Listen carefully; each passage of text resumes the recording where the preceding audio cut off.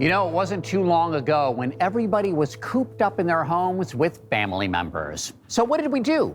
There was streaming TV. Puzzles were huge, but I had no idea that I was supposed to keep an emergency 400-piece puzzle in my closet. Another time killer was the board game.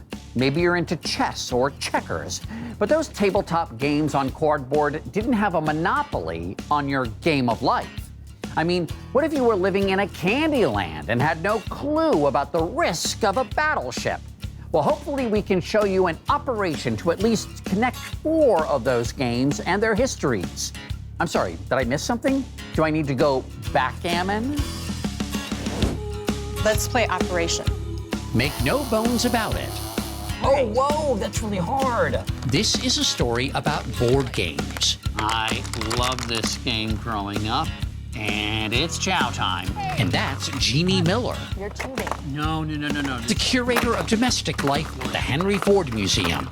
She brought these games from home to help feed my hunger for history, and then showed me a few more from the museum's collection. Oh boy, this is my kind of game room. When in America do we start seeing board games? You don't see many board games in America until about the 1840s.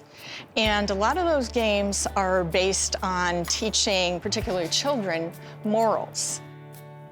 Like the game Mansion of Happiness, where kids race around a track depicting virtues and vices. And dice, they were a vice. Gambling was considered the work of the devil, so games had spinners instead. When does the fun kick in? The fun kicks in after the Civil War, in the late 19th century.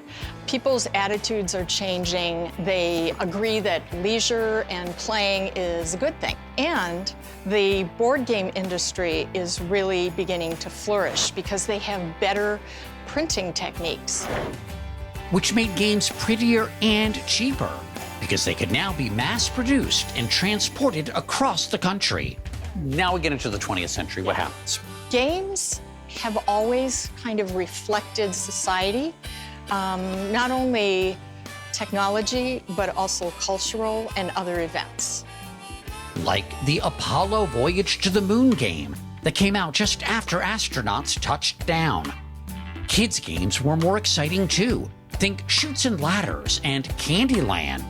And if you felt like solving a mystery, no problem, get a clue. I have dibs on Colonel Mustard.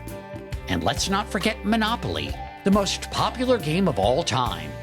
It gave us a chance to be wealthy land barons, much to the chagrin of inventor Elizabeth Magie. The lady who laid out the basic board intended it to be used by academics and others to learn about how capitalism could be bad. Little did she know that everyone who played it imagined themselves as a greedy landowner. I mean, who wants to live on Baltic Avenue when you can live at Marvin Gardens?